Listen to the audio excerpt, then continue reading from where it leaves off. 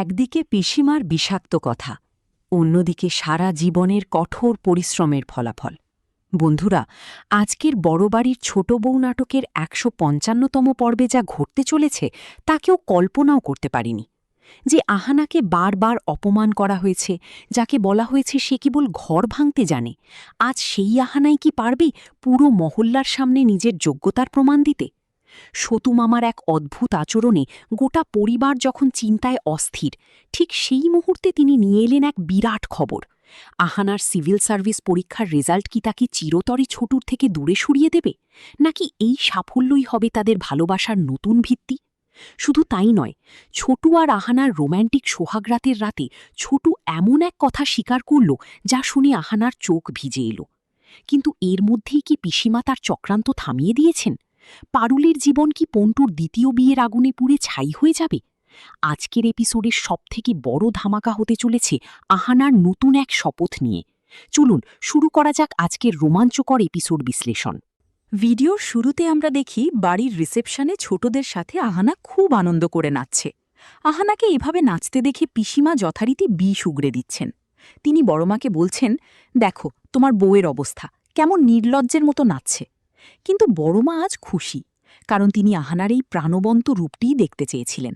পিসিমা বারবার আহানাকে ছোট করার চেষ্টা করলেও আহানা তার আনন্দ থামায়নি। হঠাৎ বাড়িতে শোরগোল পড়ে যায়, কারণ ছোটু মামাকে কোথাও পাওয়া যাচ্ছে না। ছোটু সব জায়গায় খুঁজেও তাকে পায় না। দীর্ঘক্ষণ পর যখন ছোটু মামা ফিরে আসেন, তার মুখ ছিল গম্ভীর। সবাই ভয় পেয়ে যায় যে বড় কোনো বিপদ হয়েছে কিনা। পিসিমা তো বলেই বসেন, এই লোকটা সবসময় কোনো না কোনো ঝামেলা পাকায়। ছোটু মামা কাঁপা কাঁপা গলায় বলেন, এক বিরাট ঘটনা ঘটে গেছে। আহানা ভয় পেয়ে জিজ্ঞেস করে, তার পরীক্ষার রেজাল্ট কি খারাপ হয়েছে? ছোটু মামা প্রথমে নাটক করে বলেন যে রেজাল্ট বের হয়েছে, কিন্তু এরপরই তিনি আসল বোমাটি ফাটান। আহানা কেবল পাশই করেনি, সে পুরো রাজ্যে টপ 10-এর মধ্যে নাম লিখিয়েছে। সে এখন একজন সোশ্যাল ওয়েলফেয়ার অফিসার।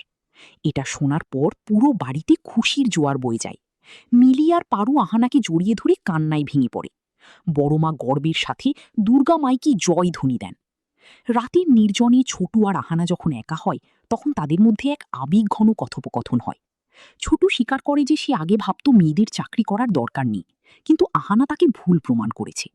ছোটু বলে, আমি তোমার সাফল্যের জন্য গর্বিত।